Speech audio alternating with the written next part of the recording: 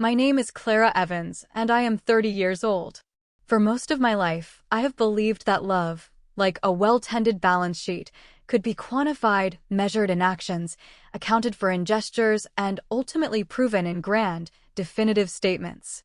It took a single, snow-dusted Christmas morning for me to learn that its true currency is not in what is given, but in what is finally understood.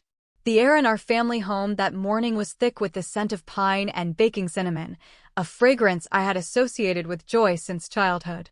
But as my parents, Arthur and Helen, presented my younger sister, Lena, with a small, ribbon box, another, less familiar element crept into the atmosphere, a tension as fine and sharp as an icicle. Inside the box was a single brass key. When I asked, my voice quieter than I intended, what it was for, my father simply placed a hand on my arm. His touch was meant to be reassuring, but it felt like a dismissal. "You'll understand one day, Clara," he said, his eyes already back on Lena's radiant face. I held my silence, a skill I had perfected over years of family gatherings. I watched them, my radiant sister, my tearfully proud mother, my beaming father, until it was time for him to open my gift. And as he lifted the lid, revealing the contents, the manufactured joy of the morning shattered, leaving behind a silence so profound it seemed to pull all the air from the room. Growing up in the damp, green quiet of Lake Oswego, a suburb nestled beside the deep blue of a lake just south of Portland, the orbits of my sister and me were drawn along starkly different paths. We were only 3 years apart, but from our parents' perspective, we might as well have been from different galaxies. Lena was the dreamer, a whirlwind of charcoal-smudged hands and wild, raven hair. She saw the world in brushstrokes and poetry, a perception our parents cherished as a rare and precious gift. Her life was a canvas of beautiful, chaotic attempts, pottery that cracked in the kiln, plays that closed after a weekend, passions that burned brightly and then flickered out, leaving behind a trail of debt and half-finished projects. They called it her artistic temperament and saw it as their duty to protect her from the harsh realities of the world she so bravely defied. And then there was me, Clara, the pragmatist. I found my poetry in the elegant logic of numbers, my art in the clean lines of a successful strategy. I'd worked my way through the University of Oregon on a patchwork of scholarships and part-time jobs, and by the age of 30, I had built a life of quiet stability as an investment strategist at Cascade Capital Partners, a respected firm in the heart of Portland's Pearl District. My apartment, with its clean, modern lines and floor-to-ceiling windows, overlooked the Fremont Bridge, its arches a daily reminder of the strength and structure I had built for myself. I had a meticulously managed portfolio and the kind of security my parents had always claimed to value, yet when I presented it to them, it was met with a kind of gentle pity. "It's good to have a safe harbor, Clara," Dad would say after I'd share news of a successful quarter, his words subtly reframing my achievement as a lack of courage. Lena, now she's really sailing in open water.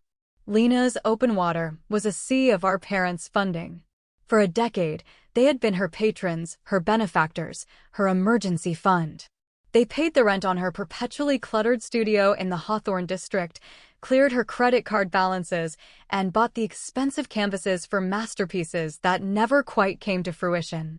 I, on the other hand, had not asked them for $1 since the day I'd packed my life into a used sedan and driven off to college. I was the self-sufficient daughter, the one who had it all figured out. I was the safe harbor, and no one ever worries about the harbor. They just assume it will always be there, solid and waiting. Our family gatherings had fallen into a rhythm of quiet predictability. Lena would sweep in, vibrant and late, with a fresh crisis in tow, a gallery owner who didn't get her vision, a kiln that had betrayed her, a landlord who was threatening eviction. My parents would spring into action, their faces etched with a familiar, loving concern. They would huddle together, whispering solutions, offering support, their world shrinking to the size of Lena's latest struggle. I would sit on the periphery, a silent observer in my own family, wondering if my stability had rendered me invisible. The previous Easter had been a particularly stark illustration.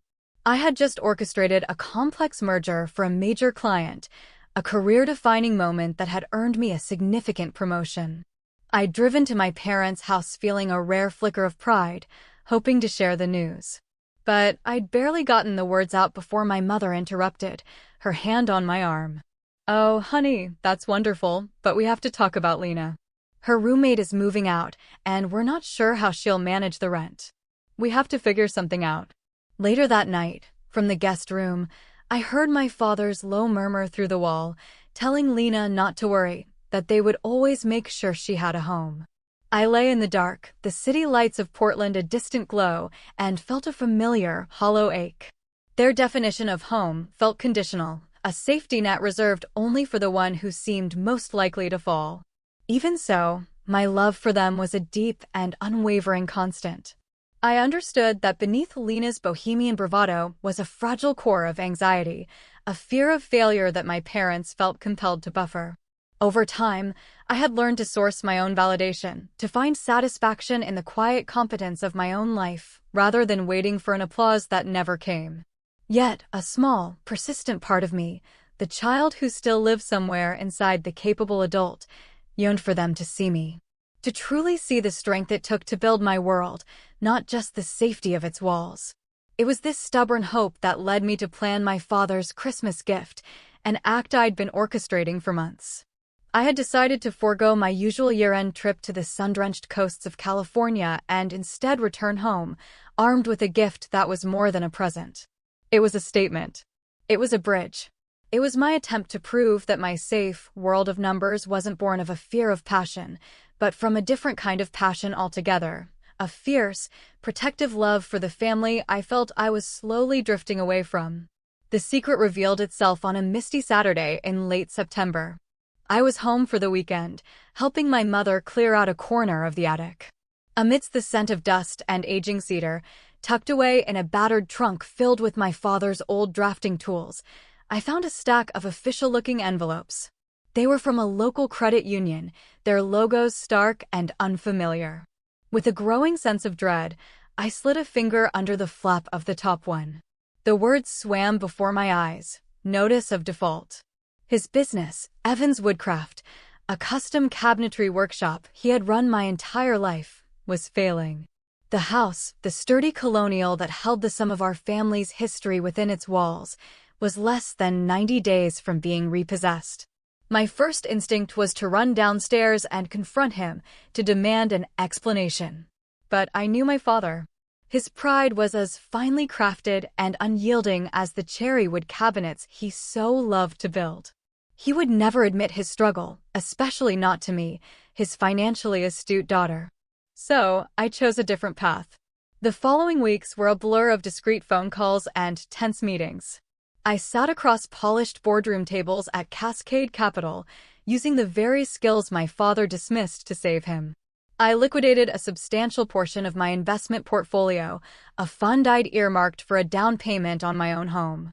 I took a loan against my retirement account, a move that felt like mortgaging my own future. It was a quiet, frantic race against a ticking clock, a series of calculated risks that left my own financial foundations deeply shaken. But in the end, I did it. The debt was cleared. The deed to the house on Laurelwood Drive was free and clear, secured in our family name. I had the official documents printed on heavy, cream-colored paper and placed them in a handsome, dark-grained maple box, a nod to his craft. I wrapped it in simple, elegant silver paper, tied with a deep blue ribbon. As I packed my car on Christmas Eve, the city lights of Portland twinkling below my window, I felt a fragile hope unfurl in my chest. This gift was my testament. It was proof that the language of finance could also be a language of love, that a steady hand could be as creative as a trembling one. This Christmas, I thought, would be different. This Christmas, they would finally see me. The drive to Lake Oswego was quiet, the sky a blanket of low, gray clouds that threatened snow. As I turned onto my parents' street, a soft flurry began to fall, dusting the familiar pines and rhododendrons in a coat of pristine white. The house glowed with warmth, the windows casting soft yellow rectangles onto the newly fallen snow. In the living room, I could see the silhouette of our Fraser fir, adorned with the same motley collection of ornaments we'd used every year, Lena's lopsided clay angels, my clumsy, glitter-covered stars, and the delicate glass baubles that had belonged to my grandmother. I sat in my car for a moment, the engine humming softly, gathering my resolve. The maple box was nestled in my overnight bag, a secret anchor in the turbulent sea of my emotions. This year, I whispered to the quiet car, I will be seen. Lena's beat-up Subaru was already parked askew in the driveway. A familiar, uncharitable thought pricked at me, of course. She's already here.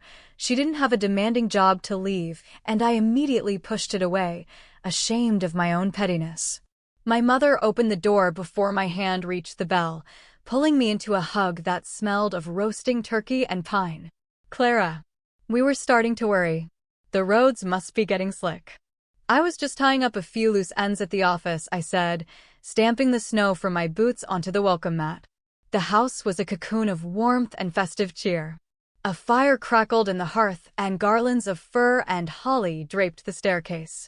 Lena emerged from the kitchen, holding a mug of what was likely spiced cider, her dark hair pulled into a messy knot.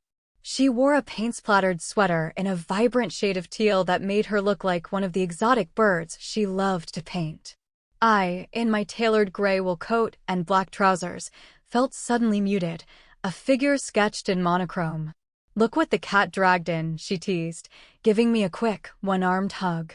I was just telling them about a new residency I'm applying for in the San Juans.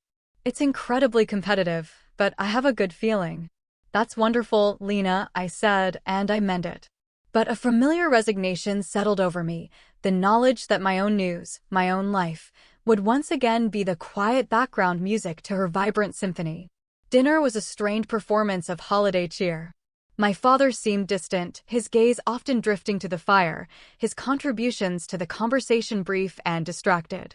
My mother, ever the hostess, worked tirelessly to fill the silences, her questions directed almost exclusively at Lena, her art, her friends, her residency application.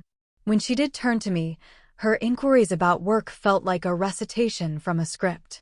I gave them polite, concise answers about market trends and portfolio diversification, and I watched their eyes glaze over, confirming my suspicion that they were asking not from interest, but from a sense of familial obligation. A few times, I saw my parents exchange loaded glances over the rim of their wine glasses. Once, when I got up to clear the plates, I heard my mother whisper to my father, "Should we tell her tonight?" and his tense reply, "No. Tomorrow. It's better that way." When I returned, Lena met my eyes with a flicker of what looked like pity before quickly asking me about the new restaurant that had opened near my building. My heart began to beat a little faster. What were they hiding? Was it possible they knew? Had the bank contacted them? The thought sent a jolt of anxiety through me. Later, in the familiar quiet of my childhood bedroom, I lay awake, staring at the ceiling. The faint, ghostly outlines of adhesive stars I'd stuck there as a teenager were still visible. The old house groaned and settled around me, its familiar noises now sounding like the hushed whispers of secrets. My mind drifted back through a catalog of Christmases past, the year Lena got a professional potter's wheel while I received a sensible set of luggage for my college dorm. The Christmas my father spent an entire afternoon helping Lena digitize her portfolio while my new laptop, a gift for my university coursework, sat unopened in its box. It was never about jealousy, not really. It was about the aching disparity in the nature of their attention. My successes were treated as foregone conclusions, my independence a given. Lena's struggles, however, were treated as noble battles, her vulnerability a quality to be cherished and protected. The painful truth was that they seemed to find her more interesting in her failures than they found me in my triumphs. Morning broke with the soft, diffused light of a world blanketed in snow. For a fleeting moment, as I lay cocooned in the old quilt on my bed, I felt a pure, uncomplicated flicker of Christmas morning excitement.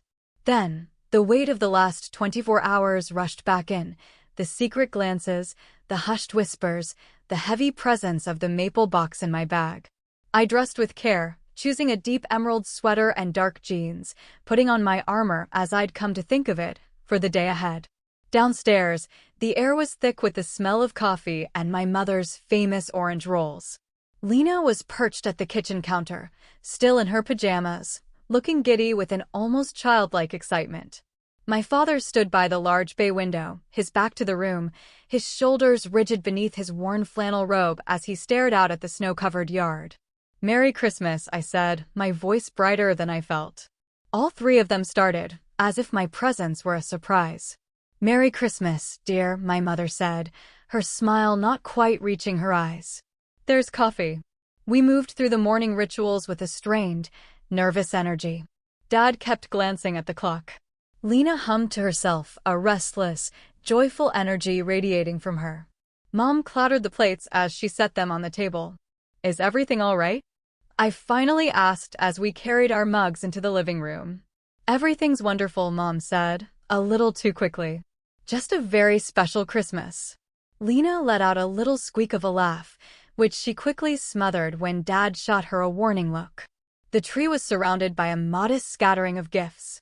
My gaze was drawn to the one I had wrapped for my father, but then I noticed something new. A small, square box, wrapped in shimmering silver paper with a ridiculously ornate bow, sat in the most prominent position, right at the front. Lena's name was written on the tag in our father's elegant script. A chill snaked its way up my spine. My sister was practically vibrating beside me. Whatever this was, I was clearly on the outside of it. "Well," Dad said, clearing his throat and gesturing toward the silver box. "I think we should start with that one." My mother immediately raised her phone. "Oh, let me get this." "It's a moment to remember." Lena looked over at me, her expression an odd cocktail of glee and what might have been apology. "You're not going to believe this, Clara." I managed a tight smile. "I can't wait to see." The room seemed to shrink, all the air and attention drawn to that single, shimmering box. Outside, the snow fell in silent, perfect flakes, a picturesque backdrop to the unfolding drama. "Take your time, sweetie," Mom urged, her phone camera steady. "This is a big one." Lena, however, had never been one for patience. She ripped into the paper, revealing a dark green velvet box.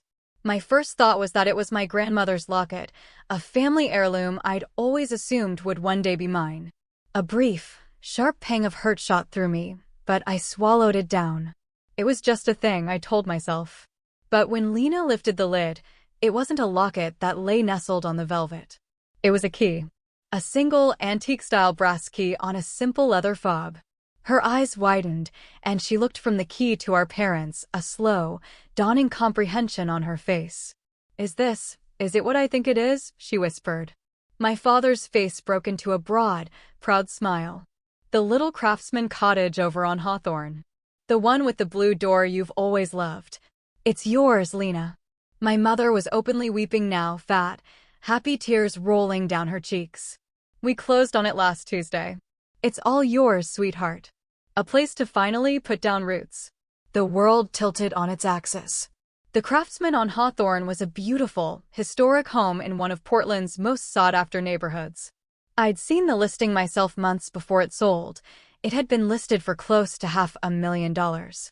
A staggering sum that I knew, with absolute certainty, my parents did not have. Lena flew across the room, throwing her arms around them. "I don't believe it. It's too much. How could you possibly?" "Don't you worry about that," Dad said, his voice thick with unshed tears. "We've been working on this for a long time. You deserve a place where you can create without worry, a foundation for your life." I sat frozen in my armchair, the coffee in my mug long since gone cold. My sister was being gifted a house.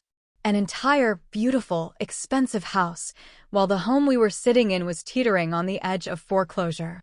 It was a paradox so vast, so illogical, it made my head spin. "Wow," I said, the word coming out flat and hollow. "That's quite a foundation." Their three happy faces turned to me, their celebration momentarily paused, as if they'd just remembered I was there. Lena's joy was tinged with a flicker of guilt. Mom looked flustered. Dad's expression was unreadable.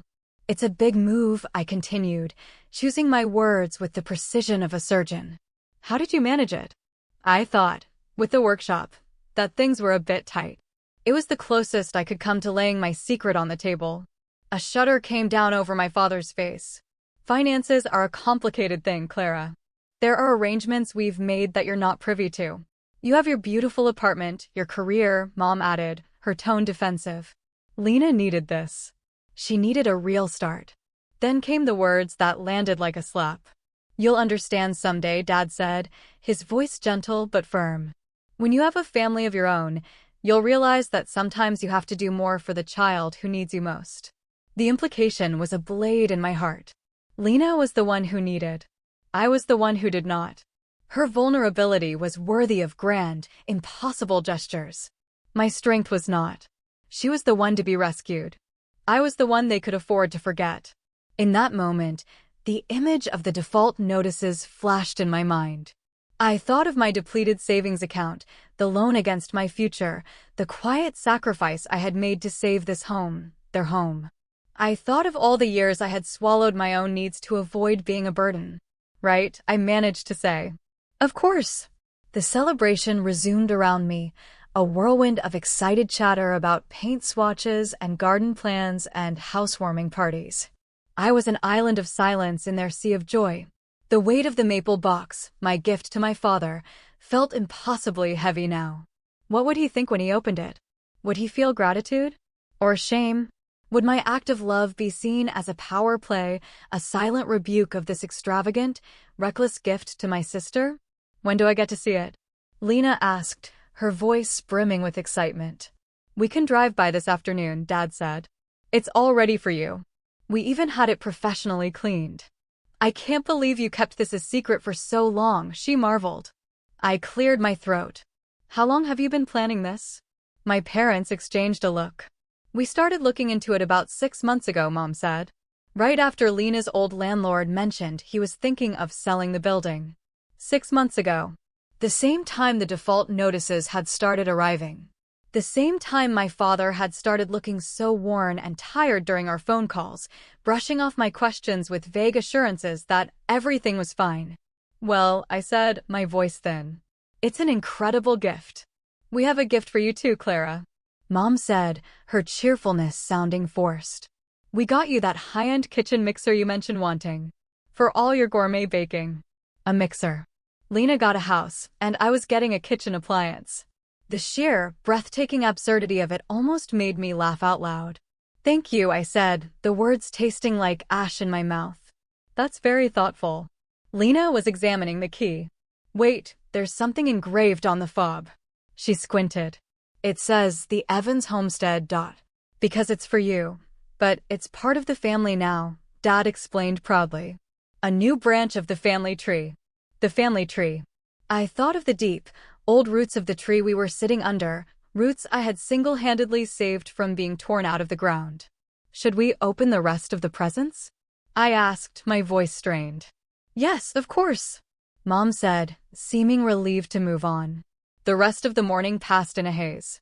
I opened my mixer with feigned delight. I thanked them for the cashmere scarf and the book on modern architecture. I watched Lena open a mountain of gifts for her new home, towels, dishes, gift certificates to home decor stores. And all the while, the maple box sat under the tree, the last gift remaining. A part of me wanted to snatch it back, to take my secret and drive back to the clean, uncomplicated quiet of my Portland apartment. But a stronger part, a part fueled by a deep, aching need for the truth, held me in my chair. And so I waited. Finally, there was nothing left but a sea of crumpled wrapping paper, a flurry of ribbons, and that one solitary box. Oh, look, Mom said, pointing. One more. It's for you, Arthur. From Clara. My father, who had been sketching out a possible floor plan for Lena on a napkin, looked up in surprise. I thought we were done. He moved to the edge of his chair. Well, this must be something special, coming from my practical, no-nonsense daughter.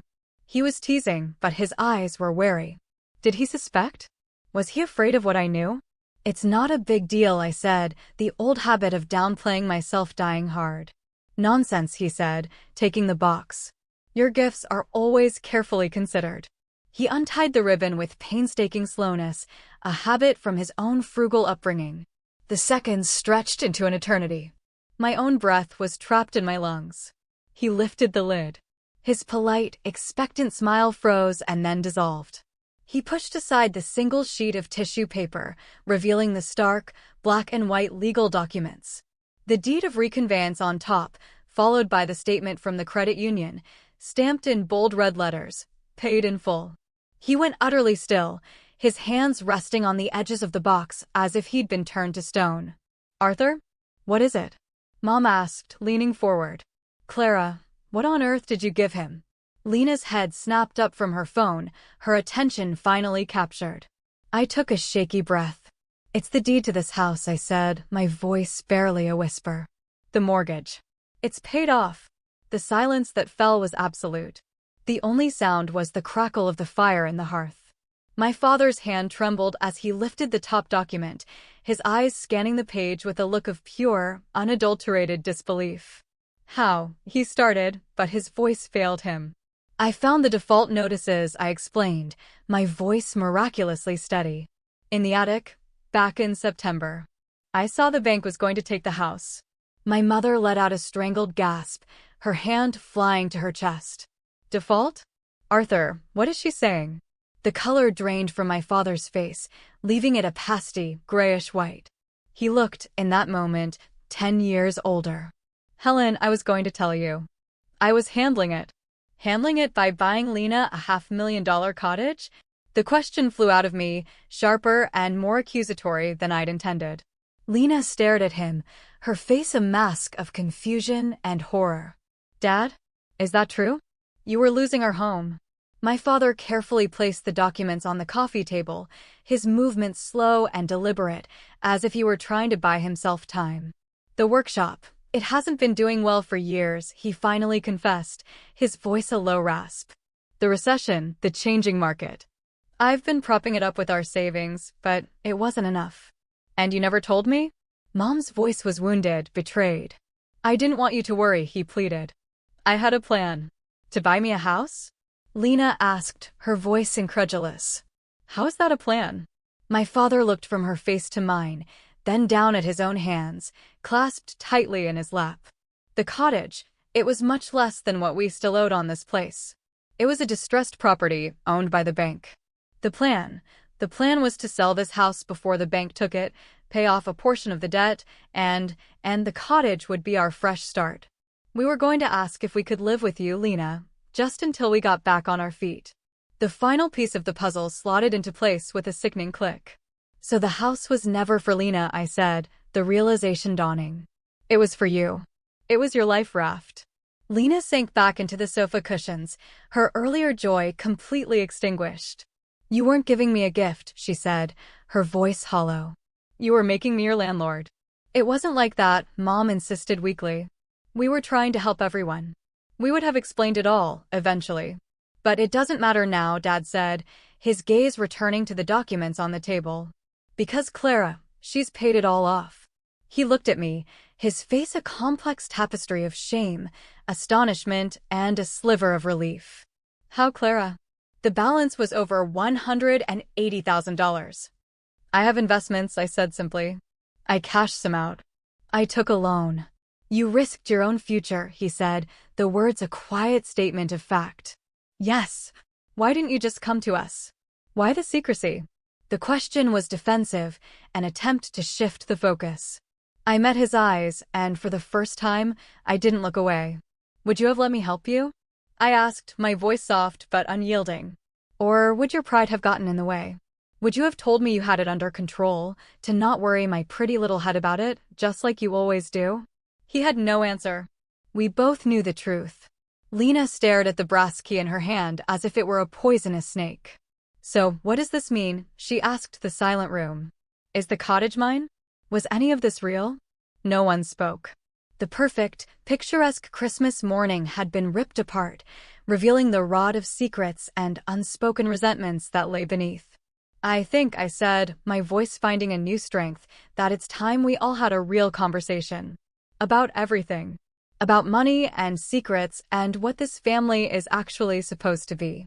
Dad looked down at the documents that represented my sacrifice, then back at my face. He nodded slowly. "Yes," he said, his voice raw with an emotion I couldn't yet name. "I think it is. The ensuing silence was a heavy blanket over the room.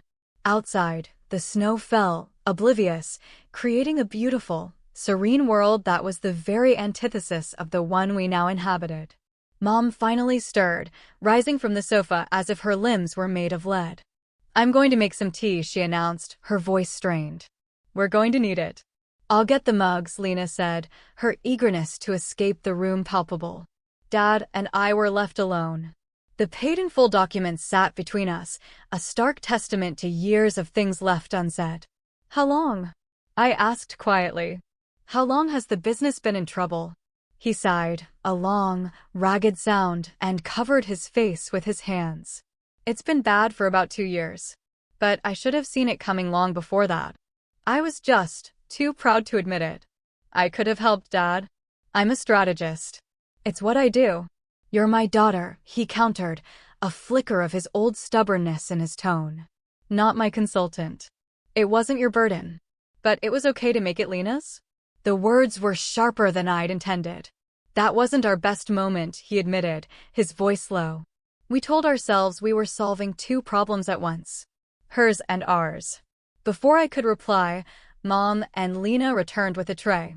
The comforting ritual of tea felt absurd in the face of our fractured reality. "All right," Mom said, setting her mug down with a firm click. "Let's have it all. Robert, tell us everything." And so he did. He spoke of rising material costs, of bigger companies undercutting his bids, of the pandemic that had brought his workflow to a grinding halt. He confessed to draining their retirement accounts, to lying awake at night, paralyzed by a fear he felt he couldn't share. "And the cottage?" Lena asked. "How did you afford even the down payment?" Dad glanced at Mom. "I borrowed against my life insurance policy." "So you were going to lose this house, move in with me, and what was the long-term plan?" I pressed. "I don't know," he admitted, the words a quiet surrender. "I suppose I thought I'd downsize the business, work on my own. I just knew I couldn't lose everything." "And when were you going to tell me my new house came with roommates?" Lena's voice was uncharacteristically hard. "We were going to tell you today," Mom insisted. "After you'd had a chance to be excited. We thought it would soften the blow." "You thought manipulation would soften the blow," I corrected, my voice quiet. "That's not fair, Clara," Mom said, her eyes flashing. "We were desperate." "By lying?" The question hung in the air. "We didn't tell the whole truth," Mom whispered, her face crumbling. "And you, Mom?" I asked, a new thought occurring to me. "Did you truly not know how bad things were?" Her eyes darted to my father. "I knew we were struggling," she said. "I didn't know we were drowning. Robert has always handled the money." She paused, then took a deep breath. "But I haven't been honest either. I've been having health problems. Spells of vertigo, chronic fatigue. I've seen 2 specialists, but no one seems to know what's wrong." It was Dad's turn to look poleaxed. "Helen, why didn't you tell me?" "Because you were already carrying the weight of the world," she cried. "And the copays. I paid them in cash so you wouldn't see them on the statements. I guess we've all been experts at hiding things." Emma slammed her mug down on the table. "This is a nightmare. Our whole family is a fiction. Dad's going broke, Mom's secretly sick, and you 2 are playing God with my life. And Clara's secretly funding the whole operation." "I was trying to fix it," I said. "By being just as secretive as they were," she shot back. And she was right. The barb hit its mark because it was true. "Why didn't you just tell us what you'd found?" Dad asked again. I looked at him, at all of them, and the truth finally came pouring out. "Because you never would have taken my help. My entire life, you've praised me for being independent, for not needing you. You've celebrated it. But what you call independence, I have experienced as distance. You've spent a decade rescuing Lena from every stumble, but you've never once offered to steady me, because you assumed I could never fall. If I had come to you with this problem, you would have told me it was your burden to bear, and you would have shut me out. We just want our children to be strong," Dad said, his voice pleading. "No," I replied, the words I'd held inside for years finally finding their voice. "You want one of your children to be strong. The other, you need to be fragile. Do you have any idea how that feels? To have your successes treated like a given, while your sister's struggles are treated like a Shakespearean tragedy." "That's not how we see it," Mom protested. "Isn't it? When was the last time you asked about my life with the same intensity you bring to Lena's?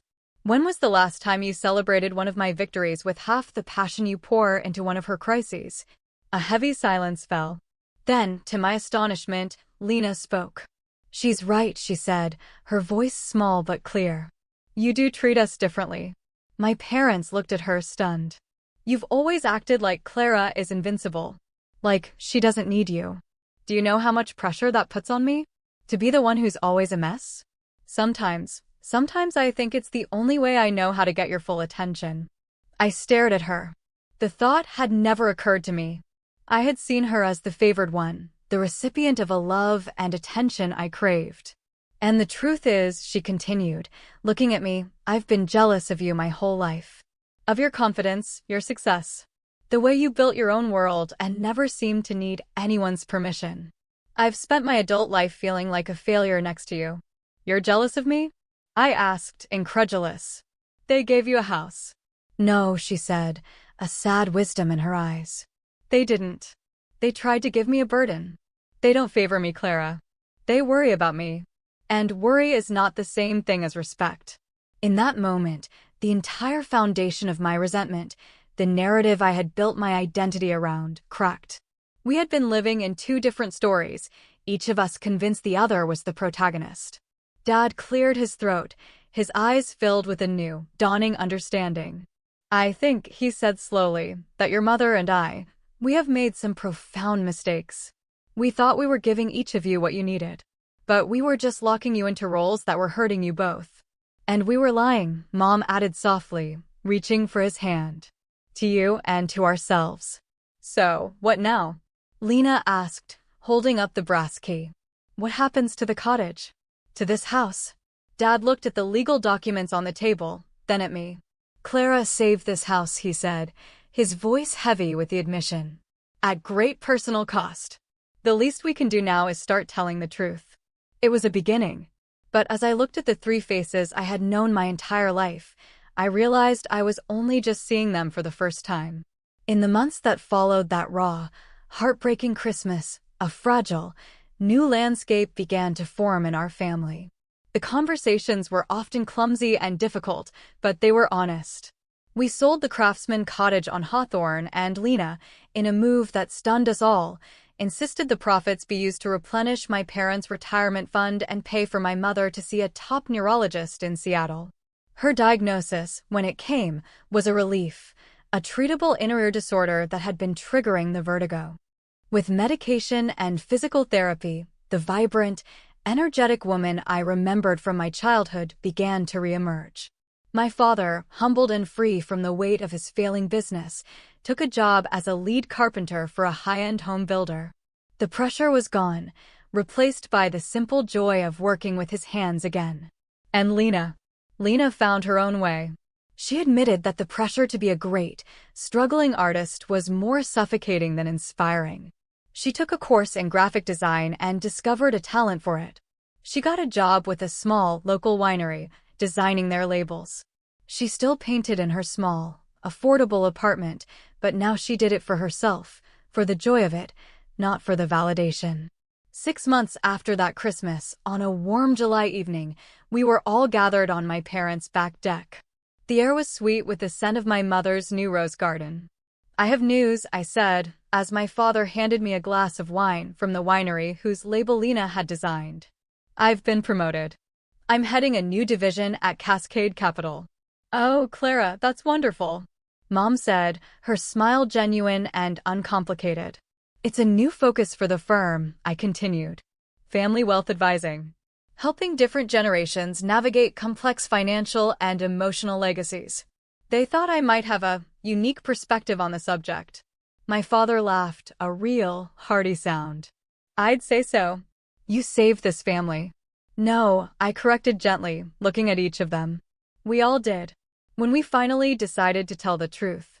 Later, as the fireflies began to stitch the twilight with light, Lena came and sat beside me. Are you really okay? She asked, her voice soft. You sacrificed so much for us. I thought for a moment, watching the light dance in my wine glass.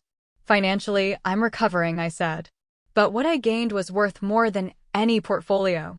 For years, I thought if I could just be successful enough, you would all finally see me.